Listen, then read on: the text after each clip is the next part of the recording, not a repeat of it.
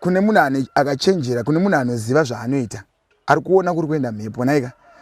Munhu Tera munhu akarongeka. Manzwaka? Zviri pachena. Ende mutungamiriri wedu akazodzwa, zodzo iripo paipa. Kuti ndiye munhu achabvisa nyika mumadhaga mairi mukuenda kuKenani. Zviri pachena. But inharo chete dzevanhu vari kuluta, vari kubira nyika, vari kuramba vachidya chete, vari kumobilize chembere dziri kumusha. Kuti yeye vaita kutotenga mavhoti kumusha. Asi right. Ngavambopawo mukomana nguva. But muri kumusha kaimi. Ndiro kumusha. Since now mobilize wa ku ZANU-PF sekutaura kwa muri kuti ZANU-PF ikumobilize. Aiwa ZANU-PF haichapi mobilize. ZANU-PF iri kutyisa, iri kuponda. Vari kutyisa. Sezvakatetika kuwadi kwangu. Vaito ini ndakapa vakandirova.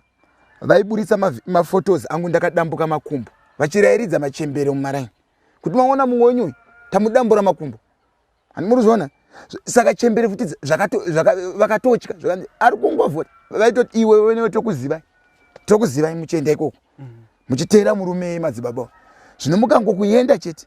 Tikaona tisina vhoti yenyu. Saka mumwe munhu munongoziva chembere yekumusha. Ikapinda mubox mwe inotoona munangagwa akabata banga. So anotongovhotera ipapo. Ava vasi kumobilize, vari kutoshungurudza vanhu. Muri kupaona. Ndozviri kuitika kumamisha. So isira basa redu guru rekuti tivasimbise.